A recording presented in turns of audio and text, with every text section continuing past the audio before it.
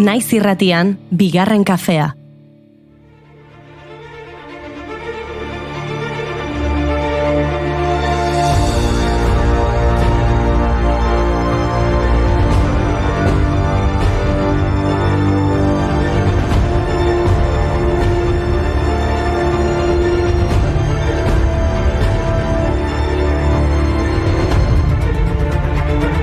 Arratsaldeon, prest zaudete gaurko saiorako. Kontu zibili, gaur hipnotizatu egingo zaituztegu eta.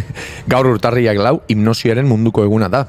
2004an sortu zuen egun hau Tom Nikoi hipnotizatzaileak eta hipnotismoaren munduko batzordeak babestu egin zuen hipnosiaren abantailak sustatzen laguntzeko. Niri kontu honek beldur pixka bat ematen dit, baina saiatuko gara. Irrati bidezko hipnosiak bere xarruma izan dezake. Sometimes your words just hypnotize me, and I just love your flashy ways. Guess that's why they're broken. You're so fake. Biggie, biggie, biggie. Can you see? Sometimes your words just hypnotize me, and I just love your flashy ways. Guess that's why they're broken. You're so fake.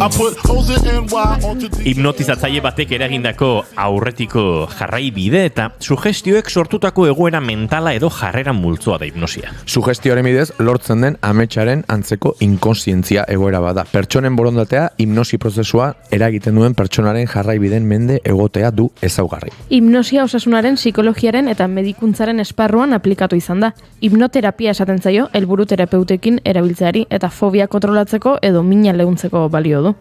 Now I'm hypnotized.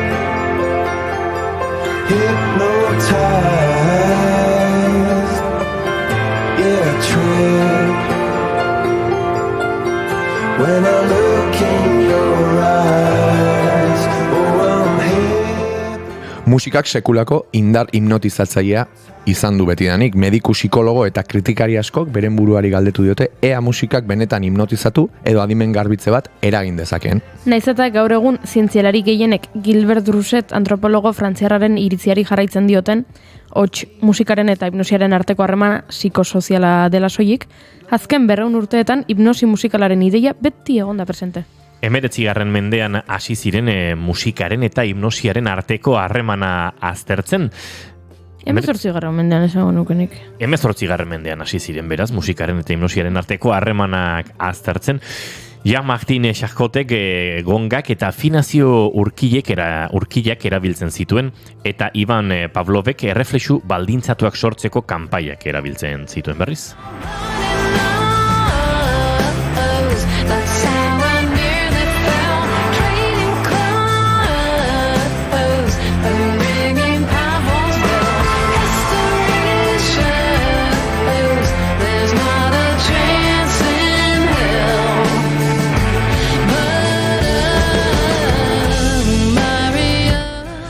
Franz Anton Mesmer mediku alemaniarra izan zen musika hipnosian aitzindaria. Bere garaikidek uste zuten pianoak, biolinak eta arpak eta batez ere bere tratamenduetan nabarmentzen zen kristalezko harmonika zirela Mesmerren garaipen askoren erantzuleak. Baina zalantzak sortu zituen musika hipnotizatzaileak borondatea gainditzeko eta emakumezko entzuleak zaurgarri bihurtzeko zuen ustezko gaitasuna ere kezka handia zen. 1784ean Frantziako errege batzordeak Mesmerren asmoak ikertu zituen eta medikuak sortutako hipnosia orgasmo batekin konparatu zituen. Hamarkada berean Mozart eta Dapontek Così fan tutte opera egin zuten hipnotizatzailearen satira eginez.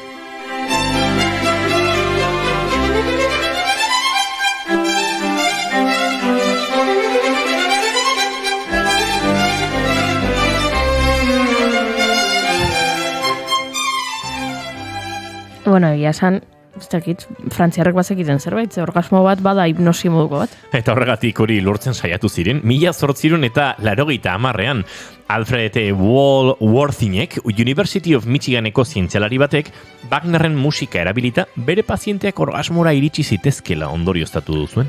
Horregatik Nietzschek behin baino gehiagotan esan zuen Wagner hipnosiaren maisua zela.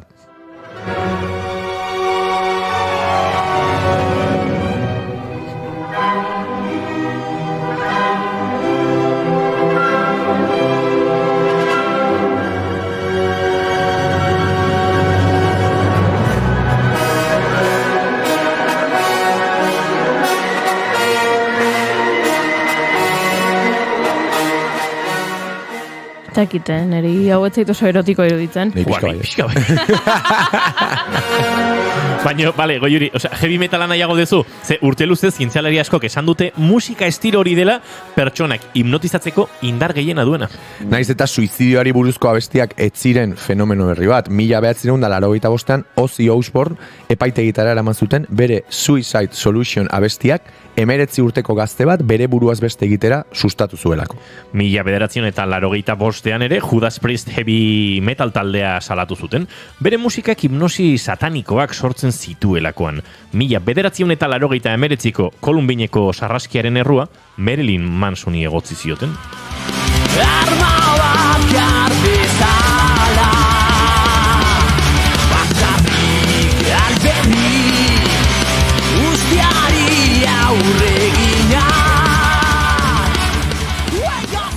Ba, sentitzen dute, nik aitortu behar dut ez naizela oso heavy metal zalea. Inoiz kontatu diguzu. Bai, egia da. Nik nahiago dut saxoa. Gaur adi taldea dator gure elkarrizketa guztikoetara. Horrela bai hipnotizatuta. Bai, izan ere, Jon Urbiztu Turbinek 2016 inguruan abiatu zuen proiektua da, eta gaur, etenaldi baten ostean, indartsu datoz gurera. Eta doinuetatik aratago tartean, Aiert Ordóñez elkarrizketatu du Gartxotun zeinek. Bai, bere abesti kutxunak entzun ditzazuen irrikaz nau. Eta Argentinaragoaz Marcos Tedin rekuperatu alda mundialaren ajeaz? Berari galdetzea honera. Ba, az gaitezen ez da? Hasiko gara ba, urtarrilak 4 ditu gaur eta asteazkena da ongi etorri guztioi, bigarren kafera, naiz irratian zarete.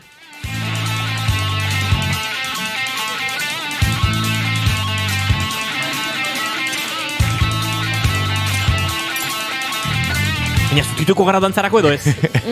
Takit.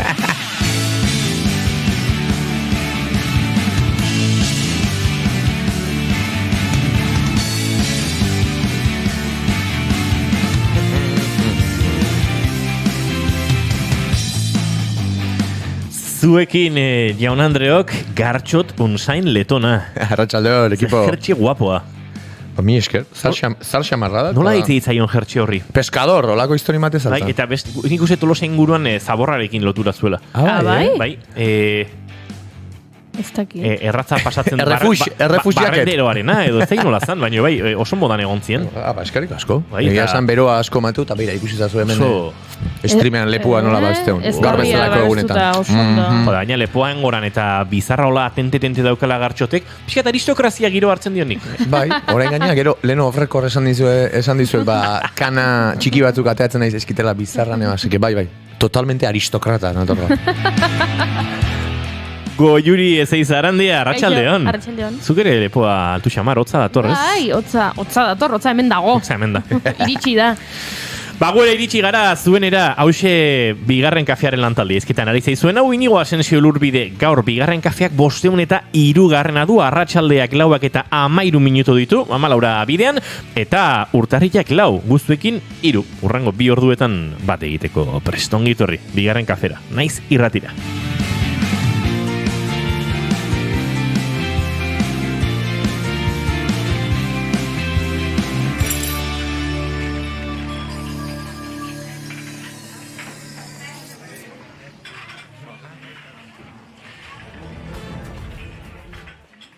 Iepa, horren bai.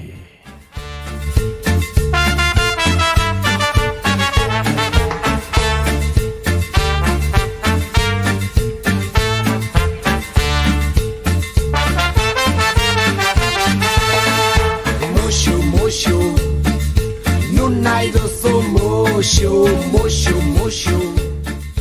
Ba, gaurko saio abiatzeko maite duten tarteari egin behar digu hemen leku eta Gartxotun zain letonak abiatuko du maite duten tartea. Ba, nik gaur bi ekarri ditut. Bi.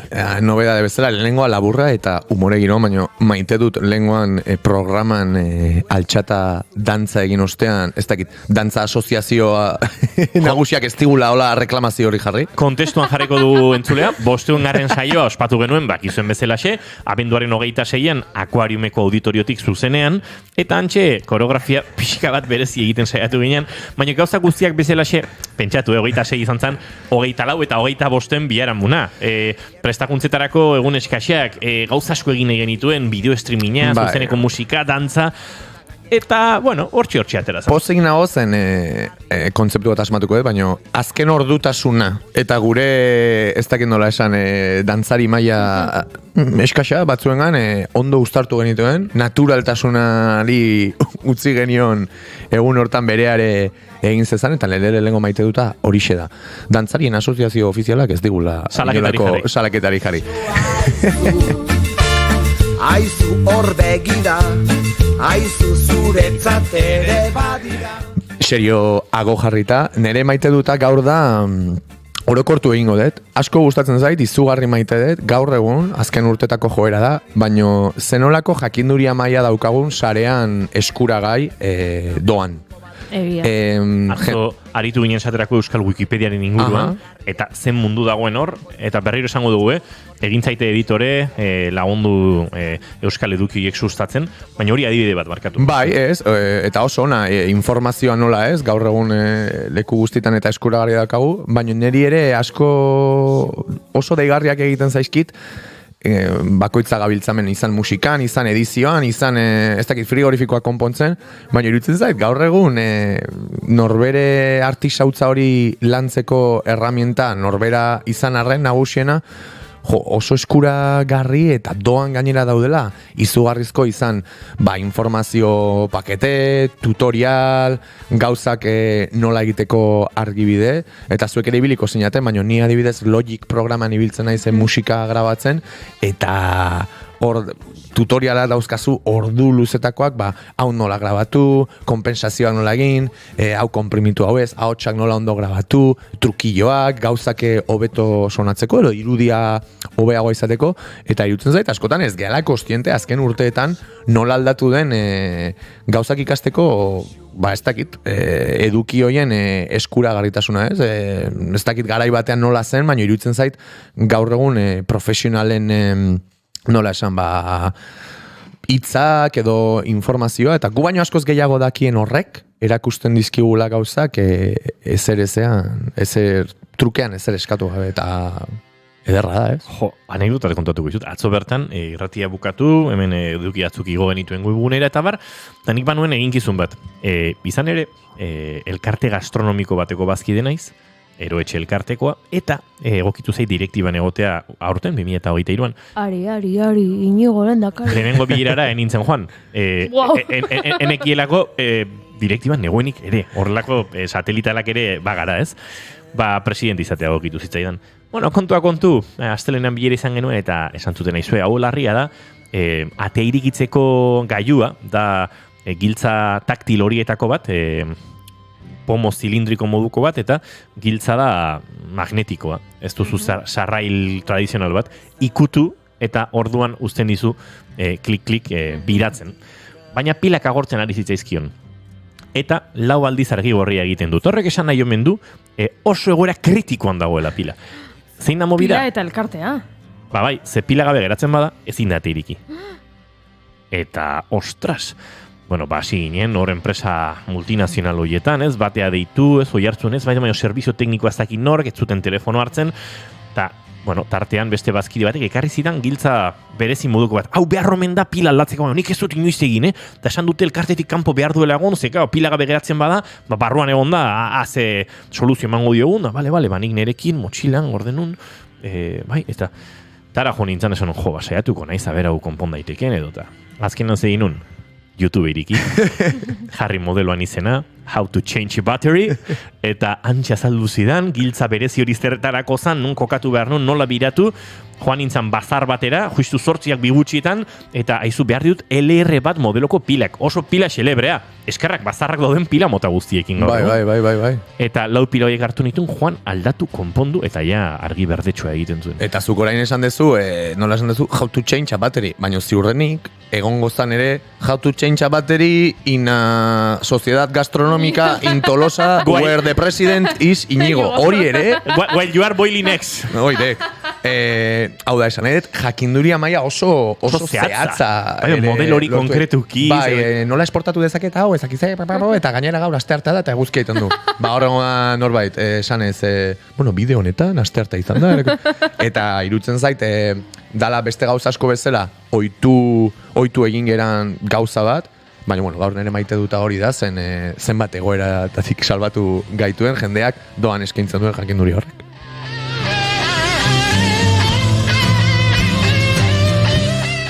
Goi hori ez eizan handia, zein da zure maite duta? Ba, begira, nire maite duta da, dira. Maite dutak dira? Ne maite dutak dira, maite dut ezak dira? Maite duta. Maite dutak dira. Bai, nekatutak. Reber hori osondo, nekatuta. Ez, maite ditut, esandakoa egiten duten pertsonak. Eta gertatu zait, aste honetan pare bat aldiz, nik lagun batekin askotan hitz egin dut, ez da gitzen motatako bidaia egin nahiko genukela, eta bidaia da urrutira, eta ordu luzeko hegaldi hartu behar da, eta egun askotarako joan behar duzu, ez da gitze, eta bidai hori egiteko, amesten ari ginen, ez? Egingo dugu, bai, ez, baina ez da egiten, eta nik esan nion. Eske, bidai mota hau da gehiago, ez dei bidai motako bidai bat. Eta berak esan zidan, baina ez aldugu beti esaten lagunak bikotearen pare jarri behar ditugula, ez? Eta hori badela iraultza eta ze bion artean askotan hitz egiten dugu, gu bizigaren gizarte honetan iristen dela momentu bat, zagitzen dira beha zara eta lagunekin oso ondo, eta plan guztiak lagunekin egiten dituzu, bapatean ezagutzen duzu norbait, zure bikote bilakatzen da, eta ja bikotearekin egiten dituzu, plan guztiak. Klasik. Bai. Eta adi, nazioarteko estadistika zentroak dio, zure lagunek bataz beste, zure bikoteek, baino 5 bider irauten dutela zure bizitzan. Ez datua basmatu indut, baino horren bueltan dabil. Baina hala ere, lagunak pixka bat baztertu eta horrelako gauzak bikoteekin egiten ditugu soilik. Ez dakit inork oso jende gutxik planteatzen du, etxe bat erosiko dut nire kuadriako batekin, baina bikotarekin, bai. Norbaitek esaten dizu bikotarekin etxe bat erosi dut, eta zuk, noski, klaro, logikoa da. Baina estadistikoki aukera gehiago dituzu zure kuadriako batekin zahartzeko 75 urterekin elkar zaintzen, zure bikotarekin baino? Ba, bai. Bostaldiz. Estadistikoki 5 bider aukera gehiago, bai. Eta orduan, nik esan nion, hori bidei hau, bidei bat hau da, ez da bideian egiteko modukoa, eta esan zidan, ez? Esaten bali badugu beti, ez? Kexatzen bali bagara beti, horrelako gizarte baten bizi garela, zergatik ez dugu bi lagun gara, eta zergatik ez dugu guk bidai hau egiten. Beraz, maite dut, berak askotan esan duena, gero errealitate bihurtzeko intentzioa duela, eta hori gertatu zait, aste honetan beste bi aldiz, beste lagun batek esan zidan, behin WhatsApp mezu batez, hartaburu hau beti gongo da irripar bat ateratzeko prest. Eta gerora gaizki egon naizenean, egon da, ez zen esaldi bat horrela han geratu zena. Eta orduan nola gertatu zaiten aste honetan, hori pare bat aldiz, esan dut, izango den ere maite duta. Ze ona.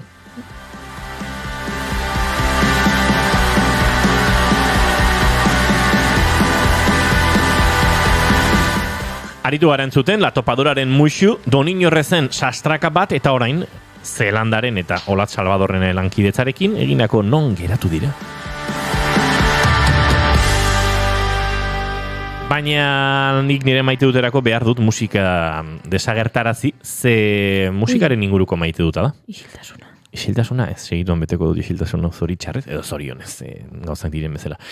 Maite dut, ez dakit maite dut zer den, bai, maite ditut telesaietako musika banda komposizioak, orokorrean, noski ikusentzunezko musikaren konposatzaileak maite ditut, eta ikusentzunezko arloaren profesional naizen enean, eta dokumentalgintzan, eta bideogintzan aritu naizen, eta nabilen enean, nire aitortzaz, iruditzen zait musikak eta soinuak, eta hor ere soinu ingenarien, soinu teknikarien eta lana, aitortu beharra daukat, badela ikusentzunezko narrazioaren zatia handi bat.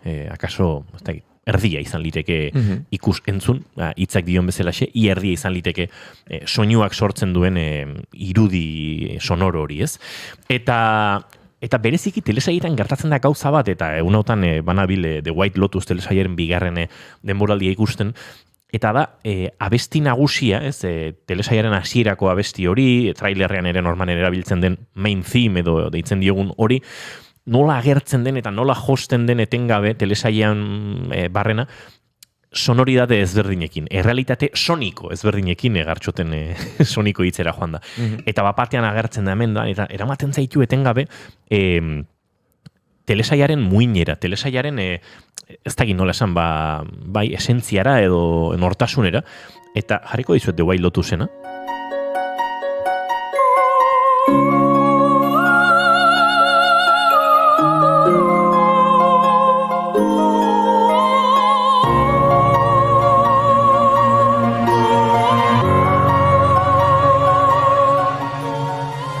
Ez da spoiler handia egitea esatea The White Lotusen denboraldi bi denboraldiak abiatzen direla jakitun eriotz bat gertatu dela. Beraz, badu krimen giro hortatik, baina gero murgiltzen da batean, flashback batean, mediarrez baino flashback bat izango zanez, atzera egiten dueten gabe, erabat eta gero hortik bersortzen joaten da ez. Oso giro leuneko telesaia da, txolin xamarra batzutan, aldi berean kritika puntua baduena, eta musika ze ondo egokitzen den bi errealitate horietara, ze badauka, zerbait ari da gertatzen hemen, dena oso leuna dela uste duzun bitartean.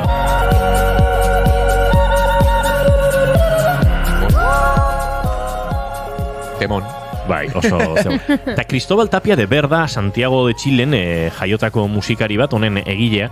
Eta lehenguan Twitterren deskubritu nuen, Imano Legarda, lagun, lankide, komunikatzaileari esker, badela, eraberean, beste telesail oso ezagun baten musikaren sortzaile, eta gero, sinaiz begiratzen, eta ikusi dut hainbat eta hainbat filmetan ere agertu dela, baino, hauxe Utopia telesaile britaniarrarentzat egindako musika.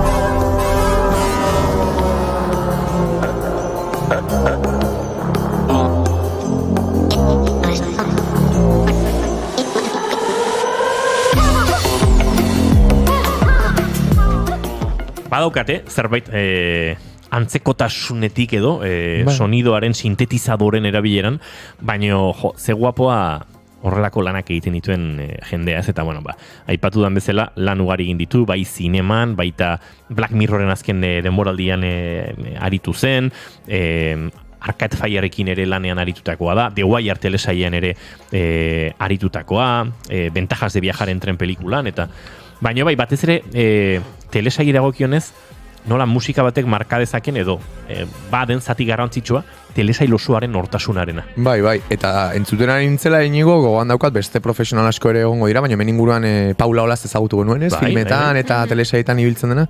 Eta arrazoia dakazu, askotan ere etzaizu irutzen zuri deigarria egin zaizu, baina askotan ere orain jarriko balizkigute ez dakit, abesti batzuk zuk aipatu dituzun adibidezarrak, telesailetakoak, identifikatuko genituzke ez, orduan, ze balio daukan, sortzaileek ere beste arte espresio horri zerbait gehitzea, beraien artetik ez, bai. Eta gainera, askotan lehen imintzi horretan ez ditugu hain garrantzizko gotzen, akaso tramak edo zein hiltzen den, edo zein ez, eta beste gauz asko dira erakargarriagoak, baina gerora musika da beste komplementu importante bat, artez bete eta izugarrizko zer esana duena, eta biztan da eragiten digula asko gogoratzen ditugulako, telesaile eta filme askotako hitzi gabeko musika horiek ez. Egia esanetzako fascinantea da, eta gu igual gehiago ibiltzen gure nola esan, dimensio horretan 0-tik 10 adierazten nahi dugun hori lantzen, eta niri elkarlana izugarria irutzen zait, eta kiston abilezia ere jende honena gainera. Hau za soinu banda, baina adibide bitxi bat da musika nola erabili daiteken pelikuletan azaltzeko. Orain dela gutxi estrenatu berri dute Knives Out 2, Glass Onion, dala pelikula bat Netflixek aurkeztu duena, eta Knives Out lehenengoa 2019an estrenatu zuten. 2019ko horretan, da misteriozko filmak dira, eta lehenengo horretan pertsonai bat dago, Benoit Blanc, dala investigatzailea, eta berak famili bat interrogatzen du, galderak egiten dizkie, eta misterio hori argitu nahian. Eta, hau, ez da spoilerra ja, ze urte batzuk pasa dira, pertsonai familiko kide bakoitzak gezur bat esaten duen une bakoitzean, Benoit Blanc pertsonaiak pianoko tekla bat jotzen du. King! Eta orduan, lehenengo aldiz pelikula ikusten ari zara, eta ematen du ez dagoela ordenik, ez? Osea, beak nahi duenean jotzen duela, aspertuta dagoelako, kling, kling, ze zuk ez dakizu zein ari den gezurretan edo ez, baina gero bukaeran konturatzen zarenean, bai, batzuk gezurretan ari zirela, orduan esaten zu, gezurra esaten zuten bakoitzean, Benoatek klink egiten zuen pianoarekin. Telesaien eta filmen soinu banda garrantzia dauka, baina 15 segundutan ze kontatu digu gaurko Doinuetatik haratago podcasteko protagonistak bere soinu bandaren inguruan, Artxot? Beti bezala ingurura jodet, eta badakizu lagun honekin gustorago egoten naizela beti, eta Aitor Ordóñezek, euskeraz egindako sorkuntza babestu du, gehien bat, nik batzuk ezagutzen dituen, baino ni musika entzule handien naiz eta sorpresaren bat ere ekarri du, aseke, ojo. Sorpresak datoz, entzun Doinuetatik haratago, eta egon hor.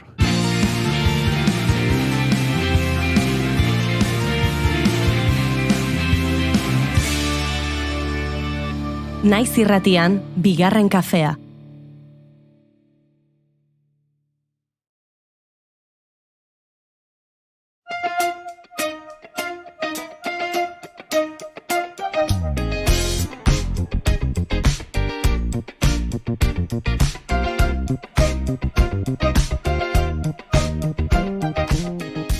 Eguerdion, atxaldeon, gabon, beti bezala ez dakigu ze ordutan entzuten duzuen podcasta, ongi etorri Doinuetatik haratagoren kapitulo berri batera. Gaurkoan etxeko gonbidatua Aitor Ordóñez laguna handia da, egia esan, ez beti da nik lagun izana, baina azken urte edo urte terdian nahiko lagun on bilakatu dena, ongi etorri Aier. Aixo, martxot. Eta eskerrik asko, gonbidapena onartzatik, hemen nere ezagunen gusto musikalak pixkat ezagutzeko biltzen gara astea hemen. Eta beti botatzen duten galdera, Aier, lanbideari buruz eta pixkaten ekarria denez, musikarekin daukazuna harremana. Nik ikusi izan zaitut kontzertuetan, sentitzen dut ere, festagiroan ere bai, baina musikarekin badaukazula alako harreman positibo bat, ez? Konta iguzu pixkat, nola bizitzan dezun musikarekin harreman hori bizitzen? Bai, teknikoki edo akademikoki esango dugu, solfeo eta olain nun, gero pianua, eta gero utzi nun, bola batian honitzen ezer jo gabe, eta dela 3 urte hola nintzen Pelaixekin gitarra jotzen, eta ikasten, eta hola. Unai Pelaño, nire hauzakoa. Pelaixos. Eta hoi arlo akademikoa, teknikoa, baino entzun, pasiboki, aktiboki ere bai, kontzertuta eta musika entzuten oso zalia naiz, egia esan. Goiz-goizetik ja esnatzeko musika jartze, dutxan sartzeko, gustatzen zait girotzia kotxian sartzen naizen nian, lehenengo gauza beti musika da. Ez da, ez arrankatu, ez gerrikua, ez ezer. Orduan... Eta kaletik? Noiz benka, azken aldin ez, azken aldian gutxiago. Leno banekan zea hori, eta agia asko laguntzen ziala lausunarketa egiten edo nire mobiatan pentsatzen laguntzen zian. Baina ere guai dago beste soinuak eta beste zaratak batzutan, ez? Nik beti okitzen du daiz, ni kaletik kaskoa jazteko ohitura dakat duela urte askotatik, eta beti azte zaizkitenean edola, gozatzet pixkate baiz, esatet, hau da errealitatean soinua. Baina gira zuk esan duzun azkenen musikak beti hausnarketa horiek edo girotzeko asko balio du, eta ni ala juten ez. Baina, bueno. Lehengo gomendioa edo, hemen esaten dagoen bezala, zein da erakutsi nahi guztun lehengo kantu kutxuna? Ojo. Bueno, etxetik etxera, ingoet, lehenengo saltua, Fisisen abesti bat, etorkizunerako mezuak. Eta kasualidadia, pentsatutan ekan abesti hau, eta Oiana Arana liburu bat dago, hain dela gutxi, ondela urte bete bat eduna, eta jartzeu, etorkizuna eta gaua beltza dira, baina ze ederrak, ez? Eta ere, pixka da hori, ez? Etorkizunerako mezuak, niri mezu oso positiboak hartzizkit, ez? Da oso, igual diskoan bada lasaiagoa, baina zuzenian Balkan, ritmo guapo azka, oso dantzagarriak, igual fisizateko. Baina asko gustatzen abesti bada, eta nola ez, Beñaten eta Pelaix eta Xalba eta Sierra eta zure bai, ez? Todo ekipazo, ekipazo, bai. Horiek asko estimatzea ditut eta asko gustatzen zait, asko entzuten dut. Bai, ados, esan dezun lehen gauzarekin, etorkizunak beti dauka esperantzaren kolore hori, ez dut nik erorroa interpretatzen dut. Eta, Fisisen atzean, baina Tantxustegi ezagutzen duen entzat Donostiko musikari aparta dago, eta aiertek esan digun bezala kasuntan bandaz inguratuta, bere ohiko kolaboratzaiez. Eta bai, egia esan txustak ze txusta ditzen diguguk. Ze kapazia daukan, bere diskografaile pixkat erreparatuta, bere abestiak beti daukate kantautore lasai, hausun arkoleta barnerako horren nire ustez esentzia hori. Baina gero, diskoetan beti ausartzen da ere, zentzu honean esanet, bere ze hortatik lekuzkanpo edo aritzen, eta kasu honetan bai, dauka, ez dakit erritmo balkaniarraren, baina de repente animosoa da, azken diskoan ere egin ditu pare bat abesti, inoiz baino riff itxura hartu dutela nik, eta single itxura, zentzu honean ere bai, eta niri pila gustatzen zai, hemen hasten bada txustan inguruan, baina bai, nire ustez, inguruan daukagun altxor bat, ez nuke esango minus baloratuta dagoenik, baina akaso bai. Bere artea eta egiteko modua gutxi batzuok ezagutzen dugulako. Baina, gera dadila hemen ere Fisis versus Nomosen aierten lehen kantu kutxuna, etorkizunerako mezuak, ea gustatzen zaio, entzuleari. Etorkizunerako mezuak, musika zotuei hesi. Hipokondria eta natofobia, biekin bizitzen ikasi. Jaiotzea aukeratuko bagenu, zenbat egon goginake bizirik. Partekatzen dugun mundu honetan, elkar lagun duala konpeti. Borobilean gaude jarrita, propaganden mugeiagur, maiz erresonarazi denitza, elkarrez izan edo galdu. Ergela baita elkar jotzea, janaria ahotik kentzea, zintzoa garela pentsatzea, laguntza behar dugunean. Lo egitea uzten ez digun, bizitzeko eskema honen. Lagunen artean borrokatuz, poltsikoak bete paperez. Ezartea, kartea jadaztu, dogma lagun bihurtu gaituzte.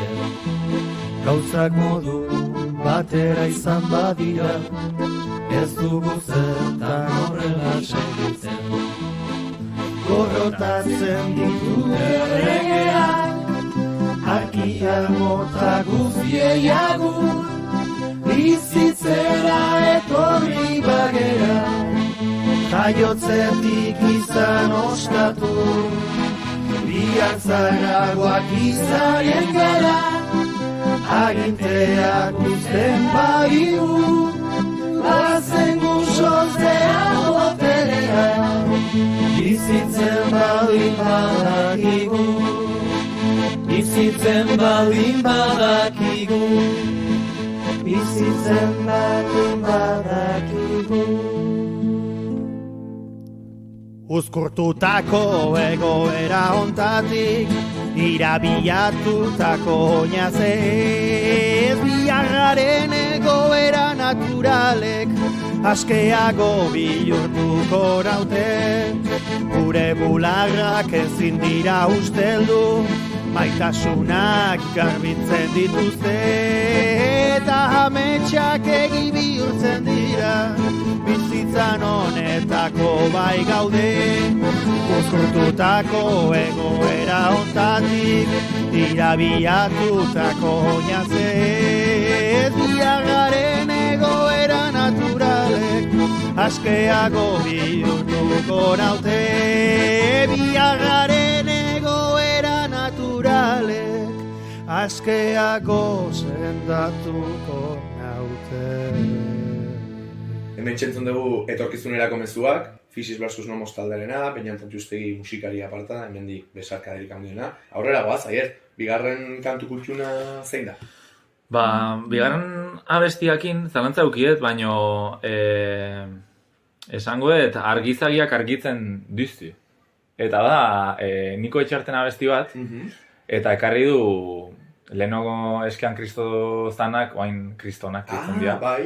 Eta indute bertsio bat, eta esan Eskean Kristo betianik gustatzen izan zedan talde bada, kriston ritmoa daka, ez dakit, gustatzen zaite abeslariaren, peli uste ditzen dela, abeslariaren ahotsa pila bat entzuten dut, eta Niko Etxart ere iritzait musikari bat, klasikoetatik pixka bat, igual azken aldian bai ari dana goratzen eta ekartzen pixkat plazara, baina pixka bat ere behar duena rekonozimentu hori ditzelako artistazo bat, eta kriston ahotsa izateaz aparte, egin du kriston lana, eta oso desberdina ez, oso beste nunbaitetik ez, eta hori, bi talde hauek, bai Eskean Kristo eta bai Niko Etxart irutzait kristona diala.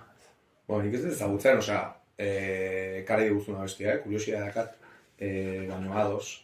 Nik peio ezagutu nuen hor, ETV-en behin lan egin nuen denboraldi batean, eta aitortu bat dut, Eskean Kristoren iruzpalau abesti entzun ditu ala, ez dakite YouTubeen behin kuriosiari segitzen, baina ez da talde bat ez daukate ezagutza hondirik talde honen inguruan, baina zerbaitetan ados bali managoa peio bizugarrizko frontman aktitudea duela, abesti ez gain ez dakit, beti eukidete sentsazioa Eskean Kristo entzun da jarrera handia duen talde bat, eta egon eman barko diot ere pixkat bere euren abestiei, eta Niko Txarterenik txankizton bila entzun dut. Egia da, hor Lapurdi, Baxena Forra, Xuberoarekin normalean lotzen ditugun kantautore, klasiko ditzea ez, multza handi bada, eri beti Niko Txartek eman dit sateliteagoa benaren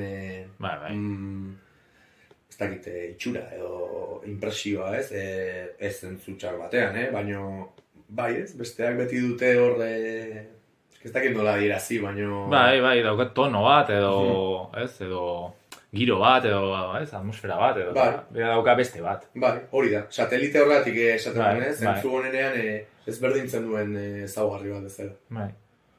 Jo, eharra, ezagutzen eta nik ezagutzen una bestia, baino entzunda neukan noizbait, gurasoekin, edola. Eta ateazutenean, esan, abesti honun baiten entzun eta esan kriston buelta eman diot eta gustatzen. Ojo, bai. Hemen txentzungo dugu, esan zazuzuk tituloa, zenik ez dakit nola dan. Argizagiak argitzen dizu. Hoxe da, aietzen bigarren kantu kutxuna, kasu honetan Eskean Kristo ziren horiek sortu duten kristona taldeak Niko Txartekin egindako ekarran baten. Mentxe.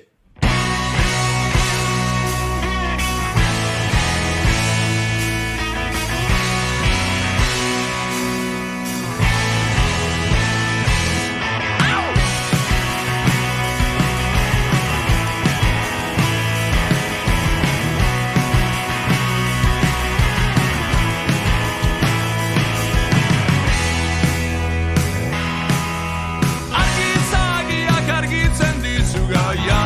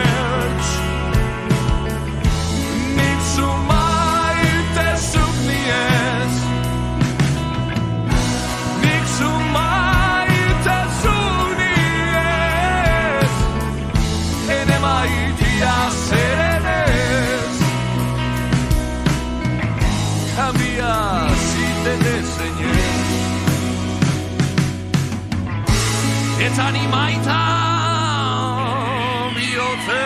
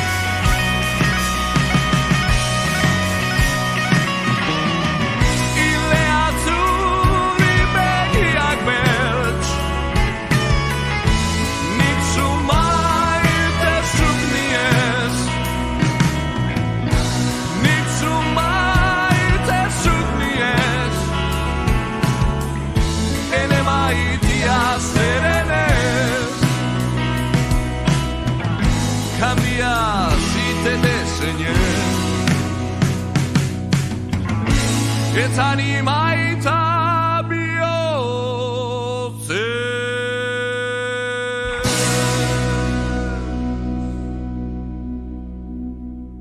Bueno, hortxe Kristonak eta Niko Etxarten arteko elkarlana. Interesgarria da, ez dakite, ez dut inorren edadeakin sartu nahi, baina horrelako elkarlanetan ere generazioen arteko zubi bat egitea. Zango nuke gaina, ezken urteetan kolaborazioak asko igo diren honetan, jende asko ere hortara ari dela hurbiltzen, ez? Bai, inguruko eta norberaren, ez dut esan nahi edade, baina inguruko jendeekin kolaborazioak egitea bai, baina asko ere saiatu dira zubigintza hori egiten eta niri, ez dakit, kuriosoa irutzen zaigu gutxenez, eta ez dakit, pozgarria ere bai, egin batean, ez? Ba, eta gero, batez ere, bueno, bi norantzan, ez? Bate gazteagoak zarragoari rekonozimentu bat, ez? Beraien lanari eta keinu bat, ez? Beraiekin duten hori esfortzuari eta bide hori, ez? Rekonozitzari eta bestetik zarragoaren ausardia hori, ez? Bestearekin pixka bat leheno esaten genuen hori, ez? Ba, bere tokitik atera eta inkluso estetika aldatu eta bera ibili ez den lekutan ibiltzeko, ez? Ausardia hori. Bai. Ilusioa itzen dit, olako kasu bat ikusten emakoitzan, eta hau izugarri gustatu zait, aitortu gara. Aurrera, aiert, eskerrik asko. Hirugarren abesti kutxuna zein da? Ba, hirugarrena da Lumi taldearena Belen Ondora. Azkeneko diskoko abesti bada, eta egia da, ezagutu nuenetik talde hau ikaragarria dela. Bi pertsona hauek egiten dutena ze diskoetan bai azaltzen da, baina zuzenean eta leku itxietan eta sortzen dana bereekin da pasada bat. Osea, nola manejatzen dituzten base desberdinak, disparador desberdinak, ahotsaren distortzioa, grabeak, osea, da pasada bat, eta gero Naia, ez? Bai. Naiaren ahotsa da pasada increíble bat, eta sortzen dan hori esfera bat, sortzen da bere inguruan esfera gigante bat, bomba baten esferak zerkatzen zaitunean bezala, ez zaitula inoiz zerkatzen. Bai, eskerrak. Baina bai, ez? Eta izan oso gutxu naukat. Ba, mentxe daukazue Lumi taldearen nola zen abestiaren izena? Belen Ondora, uste. Belen Ondora. Belen Ondora. Ah, Belen. Nintzea Belen. Belen, bai. Espiritu nabide joakin. Joxe. Ba, mentxe daukazue Lumi taldearen Belen Ondora. Egunez barnera, gauez kanpora, laino eixeika ari da denbora, sakela egia bordez betea. Egunez barnera, gauez kanpora, uzkurki doa Belen Ondora.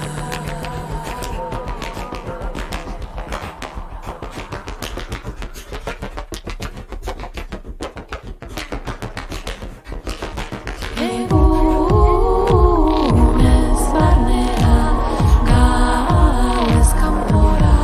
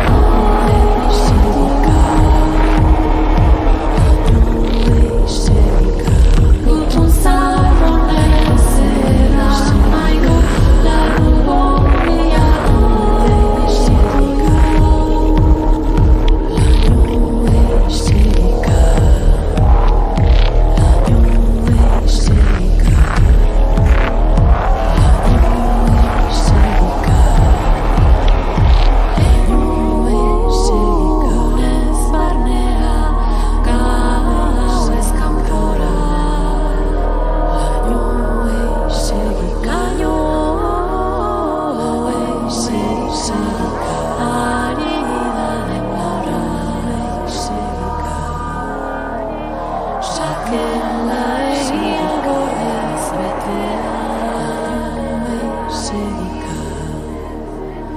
Egunez barnera, gauez kanpora, uzkurki doa beleen ondora.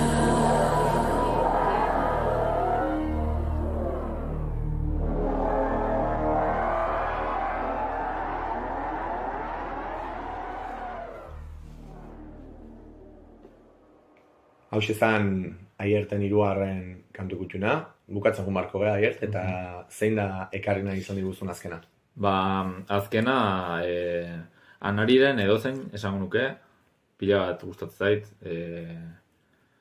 oso frikia naiz. Baina, bat esateagatik, ez dena igual hain mainstream, autodefinitua. Nik uste entzulegoaren gehiengoak Anari ezagutuko duela, akaso abesti hau ez, baina honekin esango dugu aio, aste hontako Donuetatik haratago podcastari, Aiert berriz ere eskerrik asko hemen kaira hurbildu eta ordu berdiz nirekin hizketan egoteagatik, plazera izan da. Berdin. Eskerrik asko gomendio batik ere bai, eta zuri entzule, hurrengo astera arte, Anariren autodefinitua zen. Anariren autodefinitua abestiarekin, bagoaz, eta hurrengo arte. Aio!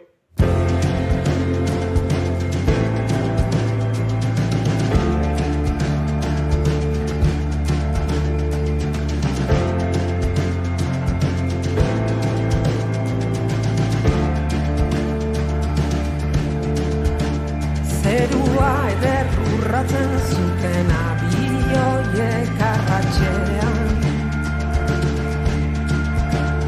Jendez gainezka kaleak, kotxez gainezka errepidea.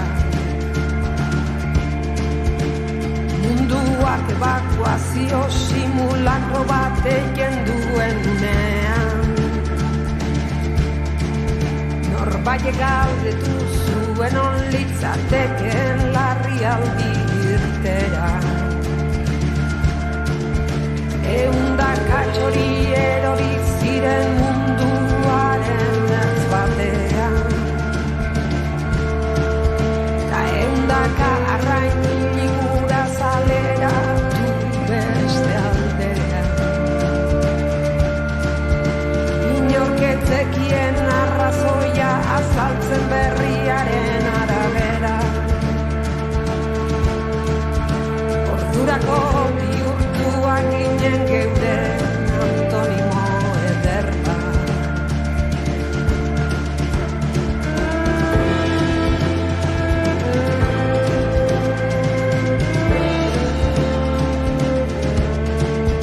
Zaldi zuri batek aurreratu gintuen errepidean. Kotxe batek atzean tirakatzera man erremolkean. Milaka pertsona kalean autodeterminazioa eskatzen.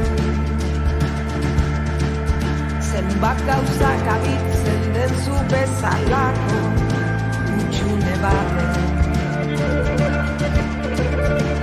Beste asko korrik atera ziren etxeetatik iespetean.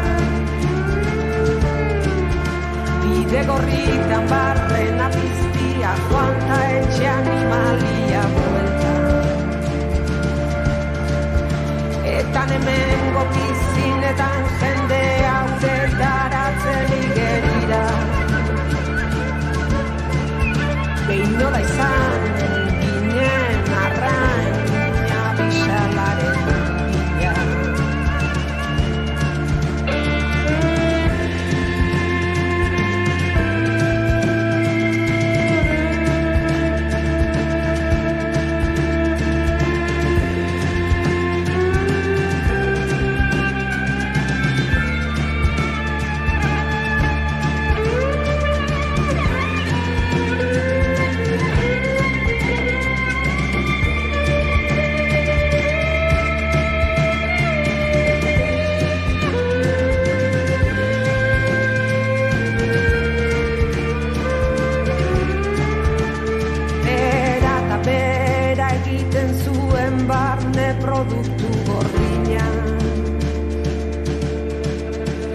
aurreikuspen txarrenak ere izomen ziren horren larria. Denok erabaki genuen akatsarekin aurrera jarraitzea. Ta horrelako egoera baten beste donorkekin goluken ailea. Gauza handienek ez dute zaratarik egiten austean. Garrantzirik ez duten gauzen artean garrantzi gehien dutena. Denok erabaki genuen akatsarekin aurrera jarraitzea. Ze ordurako bihurtuak ginen geure antonimo eder bat.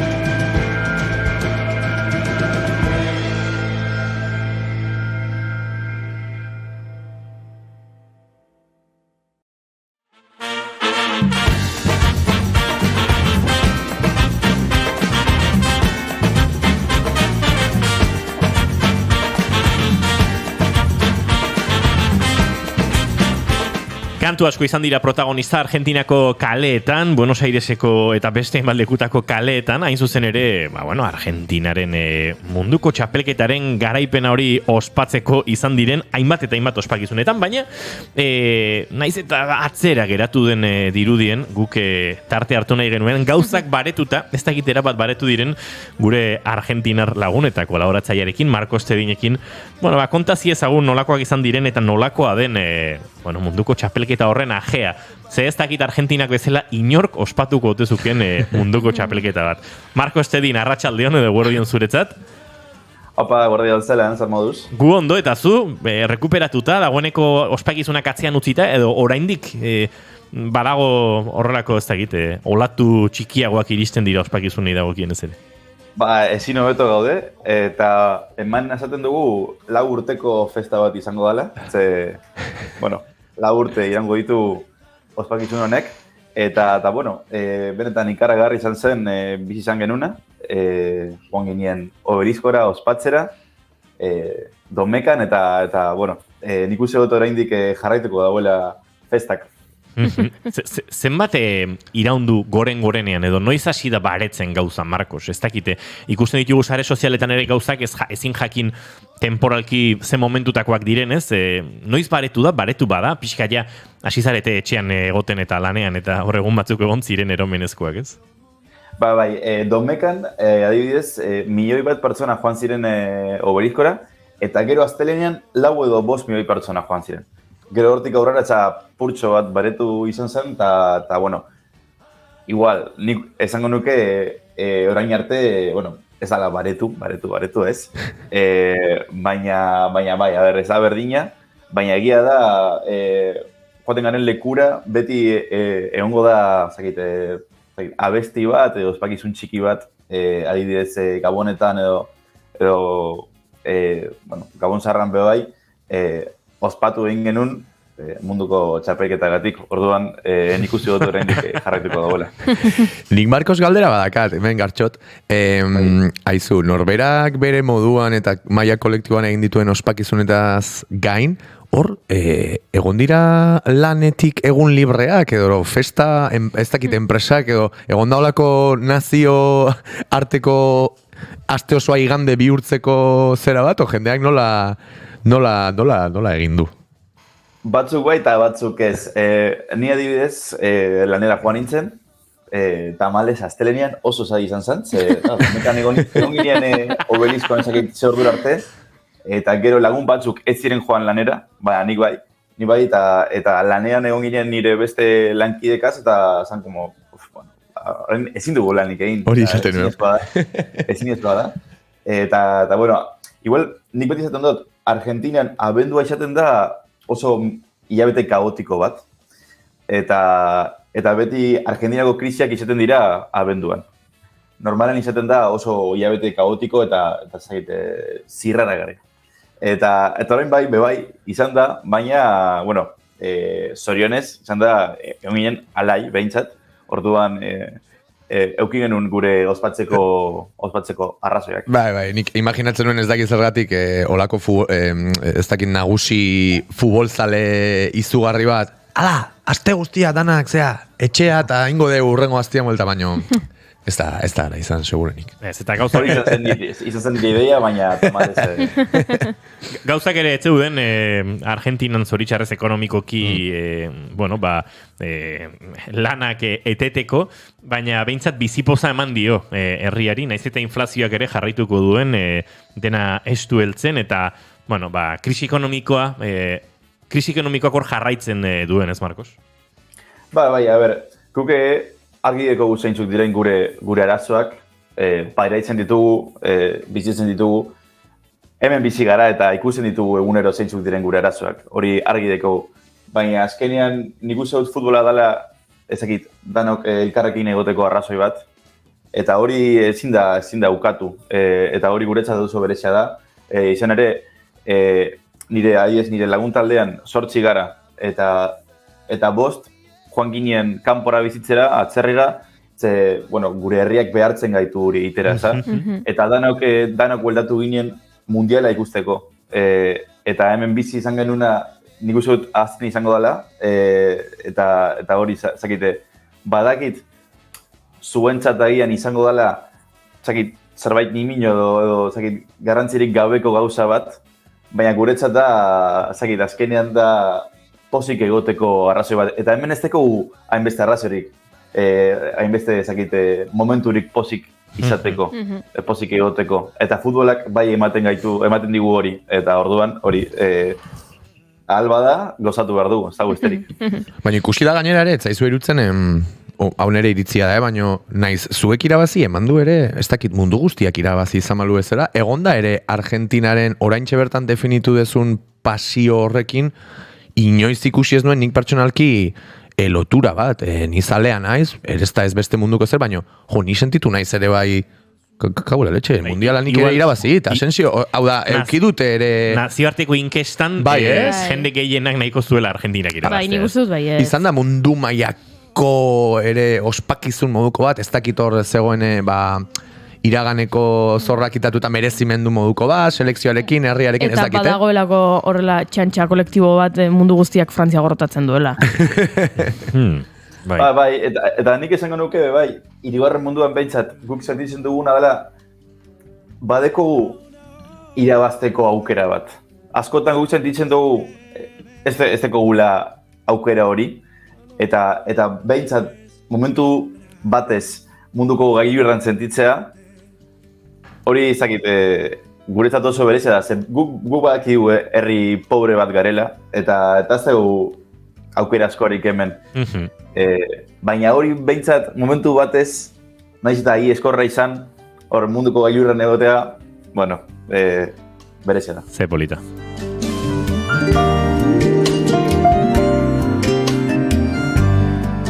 Aipatu diegu lehen Marcosi denbora gehiagiz ere ezken biltzala gaur eta gaiak bisixamar jorratu behar genituela.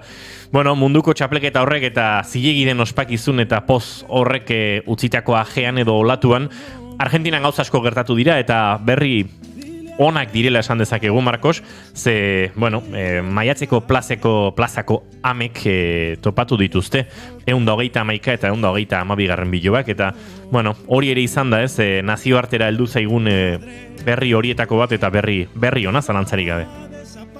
Bai, noski. Bueno, esan dudan moduan, abendu esaten da nahiko hilabete kaotiko bat, baina, bueno, zorionez, azken abendua izan da, bueno, albiste honak emateko moduan, orduan munduko txapelketaz gain, gero maiatzeko plazako amonak aurkitu zituzten bi biloba, eta bueno, egon ziren 3 urte biloba aurkitu barik, eta abenduan 2 aurkitu zituzten, orduan, bai, da ospatzeko arrazoi bat. Inoiz aipatu dugu ez, desagertuen, diktaduraren, aipatu dugu zurekin ere 1985 film horren garrantzia, Argentinaren historia garaikidea ulertzeko. Pentsatzen dut hori ere, horrek ere astintzen duela, etengabe ez, Marcos, judizialki ere izan dira, Argentina nazioartean kokatu duten erabakiak, azken hilabete honetan, abenduan, futbola, ospakizunak eta aipatu dugunez zilegi den zoriontsu izateko hori, eskubide hori, baina aldi berean sozialki ere oso bizirik dagoen gizarte baten isla, ez? Bai, nik uste dut, hau da, esango nuke hau dela guk denok ospatzeko gertakaera bat. Adibidez, nik uste dut denok ospatu behar dugula, norbaitek aurkitu dagoela bere identitatea, bere nortasuna, eta hori, inorek ezin du esan ez denik ospatzeko arrazoi bat, edo. Orduan, bai izan dira, eta berriro, egon dira 3 urte, biloba aurkitu barik. Orduan, nik uste dut, justo timing edo momentua ederra izan dela, izan da abendua ahazte izina, orduan, bai. Eta esperantzara ere bideratzen ditu, bilaketa lanetan, justizia eta berrera ikitze horretan lanean diarduen jende guztia, ez? 3 urte denbora luzea da, bilaketa lan horietan emaitzarik ez jasotzeko, eta bapatean bi biloba agertu eta horrek pentsatzen dut berriz ere ematen diola, ez? Erregaia bilaketa lan horri.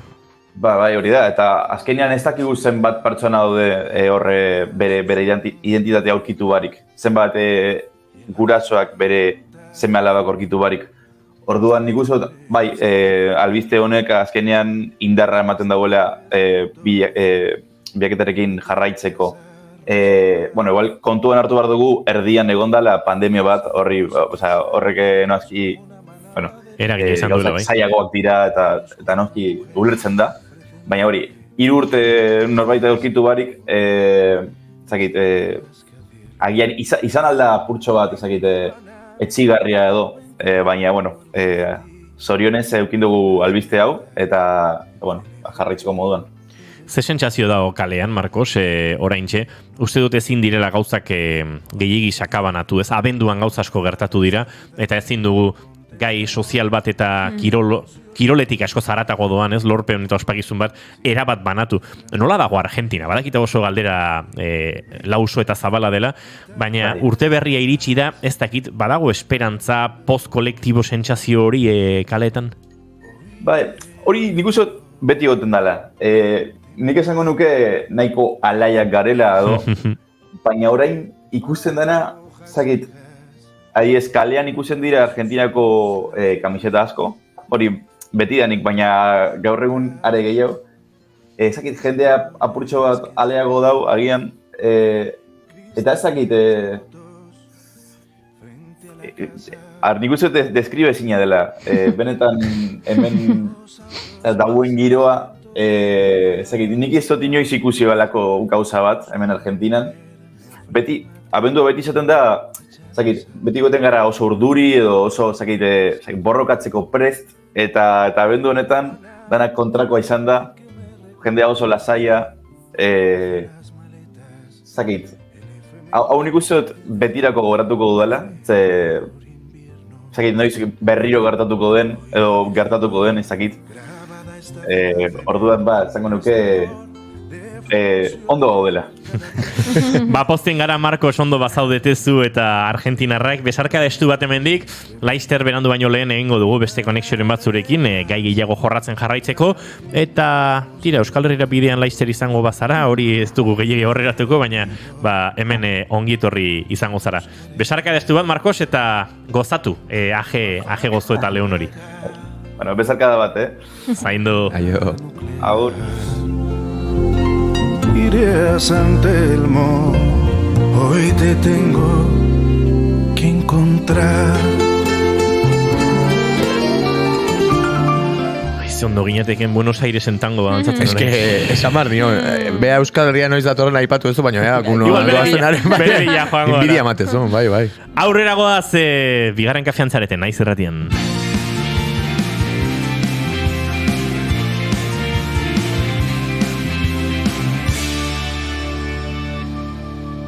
Keep calm and bigarren kafea.